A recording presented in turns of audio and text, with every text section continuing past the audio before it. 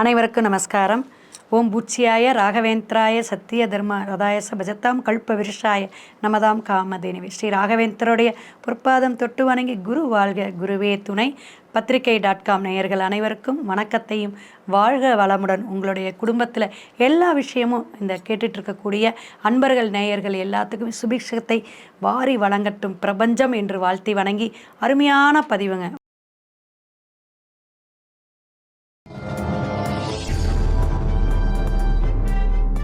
ஒவ்வொரு மாதமும் மாதக்கோள்களாக வரக்கூடிய அமைப்பில் செவ்வாய் பகவானும் புதன் பகவானும் சுக்கிர பகவான்லாம் இந்த ஜூலை மாதம் பெயரக்கூடிய அமைப்பு உண்டுங்க. இப்போ செவ்வாய் பார்த்திங்கன்னா ரிஷபத்தில் இருக்கார், மிதுனத்துக்கு போகக்கூடிய காலகட்டம். எப்படி அப்படின்னா, செவ்வாய் அப்படிங்கிறது இரத்த உறவுகளை சொல்லக்கூடியது. பொதுவாக உறவுகளில் சகோதர உறவை சொல்லக்கூடியது செவ்வாய். ஆளுமைத்தன்மையான அமைப்புங்க. செவ்வாய் பார்த்திங்கன்னா அந்த கிரகம் கடகத்தில் நீஷங்க எப்பயுமே. ஆனால் அவங்களுக்கு தான் உறவுகள் சார்ந்த ஒரு ப்ளஸ்ஸையும் ஒரு மைனஸையும் கொடுப்பார். ஏன்னா எந்த ஒரு விஷயம் கிரகங்கள் மைனஸ் கொடுத்தாலும் ஒரு விதி விலக்கு அப்படிங்கிறது உண்டு. செவ்வாய் பகவான் எங்கே பார்த்துறீங்களா உச்சமாகிறாரு, அதாவது காலசக்கரத்துக்கு 10ஆம் பாவம்னு சொல்லக்கூடிய அந்த ஜீவனஸ்தானம் கர்மஸ்தானத்தில் மகரத்தில் போய் உச்சம் பெறுறதுங்க. இதெல்லாம் விசேஷ அமைப்புங்க, நிறைய இருக்குது. அதனால தான் அந்த செவ்வாய்க்கு தோஷமெல்லாம் நம்ம சொல்கிறோம்.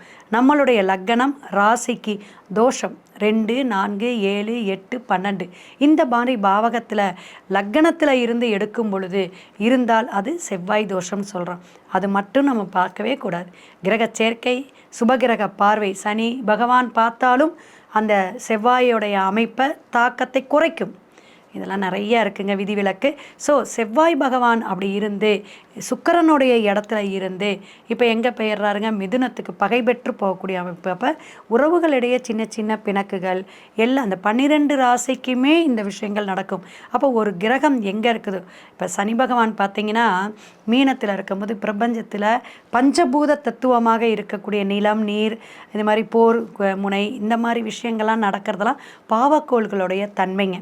அப்போ பகை பெற்று ஒரு இடத்துல போய் அது உட்காரும் பொழுது உறவுகளிடையோ ரத்த சம்பந்தமான விஷயங்கள்லையோ பூமிக்காரங்கங்க நல்லா காட்டுக்கணும். அப்போ அந்த பூமிக்காரங்கும் போது பூமி சார்ந்த பிரச்சனைகள் வரும். இது நமக்கு உலகியல் ஜோதிடமாகவும் நம்ம எடுத்துக்கலாம்.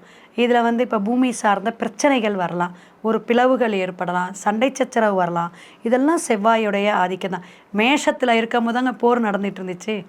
மீனமும் மேசமும் செவ்வாய் பகவான் பிரவேசிட்டு இருக்கும் போது தான் போர் நடந்தக்கூடிய அமைப்பெல்லாம் நடந்துச்சு. அப்போ அந்த 3 மாதம் 4 மாதம் அந்த கிரக சேர்க்கை, ஏன்னா ராகுவோட செவ்வாய் இருந்துச்சு, அப்போ பிரச்சனை வந்துச்சு. இதெல்லாம் நம்ம கணக்கில் ஒவ்வொரு ஜாதகம் பார்க்குறது மட்டும் நம்மளுடைய இது இல்லைங்க. ஆராய்ச்சி தன்மையில் ஒவ்வொரு ஜோதிடரும் பார்த்துக்கிட்டே தான் இருப்போம். என்ன இருக்குது, இந்த என்ன விளைவுகளை கொடுக்கும், என்ன பலாபலனை கொடுக்கும் அப்படின்னு பக்குவமாக பார்த்தா நம்ம சின்ன சின்ன விஷயத்தை கூட அலசி ஆராய்ச்சி தான் பார்த்துட்டுருக்கோம். அப்போ சுக்கிரன் பார்த்திங்கன்னா சூரியன் குருவோடு இருந்தார். அப்போ நல்ல பணவரவு தனவரவு கடகத்தில் இருக்கும் பொழுது பெரிய விஷயத்தில் குபேரத்தன்மைன்னு அர்த்தம். சிவராஜ யோகம்னு சொன்னாலும் இந்த இடத்துல குபேரன் எங்கே தெரியுங்களா, குரு சுக்கிரன் இணைவு சமசப்தமாக பார்க்கக்கூடிய அமைப்பு. குரு சுக்கிரன் என்ன நட்சத்திர சாரம் வாங்கியிருக்கோ, எந்த அளவுக்கு கேப்பு அந்த இடைவேளி இருக்கோ, இது இந்த இடத்துல தாங்க குபேர புள்ளி இருக்குது. இதுக்கு பேர் என்னங்க, குபேர புள்ளி. நான் பணக்காரன் ஆகணும், குபேரன் ஆகணும். எம்பெருமான் பெருமாளுக்கே கடன் கொடுத்தாராம் படி இழந்து. யாருங்க, குபேரர். அந்த மாதிரிலாம் நமக்கு ஒரு பணங்காசெல்லாம் கிடைக்கணும். கடனே ஒரு 50 லட்சம் கேட்குறோம், கிடைக்கணுன்னா குபேரன் நல்லா இருந்தால் தான் கொடுப்பாரு. கடன் வாங்கினாலும் அது பணம் தானேங்க. இதெல்லாம் நம்ம கணக்கில் எடுத்துக்கணும். ஸோ இந்த மாதிரி புள்ளி விவரமெல்லாம் எடுக்கிறதுக்கு நம்மளுடைய ஜாதக கட்டத்தில் குருங்கிறது பெரும்பணம், சிறுபணம்ங்கிறது சுக்கிரன், இதெல்லாம் நம்ம தொடர்பு படுத்தி பார்த்து குபேரனோட யோகத்தை கொடுப்போம். அப்போ நல்ல இடத்துல இப்போ கடகத்தில் இருந்தார். அடுத்தது சிம்மத்துக்கு இந்த மாதம் ஜூலை மாதம் பிரவேசிக்கக்கூடிய காலகட்டமும் சூப்பராக இருக்கும்.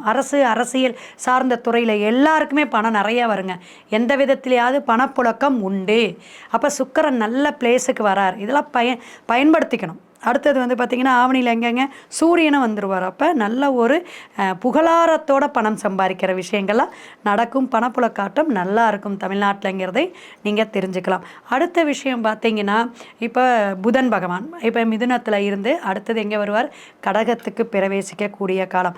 இந்த ஒவ்வொரு கிரகங்களும் 23 நாட்கள் 28 நாட்கள் இது மாதிரி நாட்களுடைய நகர்வுகள் நம்மளைய மாற்றத்தை கொடுக்கும். அப்போ நிறைய வந்து டாக்குமெண்ட்ரி இந்த மாதிரி ரிஜிஸ்ட்ரேஷன் நடக்கிறது, பூமி சார்ந்த விஷயங்கள் பதிவுகள் ஏற்படுறது, அதே மாதிரி ஒரு பட்டமளிப்பு விழா, இந்த டாக்டர் துறை இந்த மாதிரி துறை சார்ந்து இருக்கிறவங்க, பத்திரிகை துறையில் இருக்கிறவங்க இவங்களுக்கெல்லாம் பல சேஞ்சஸ் கிடைக்குங்க.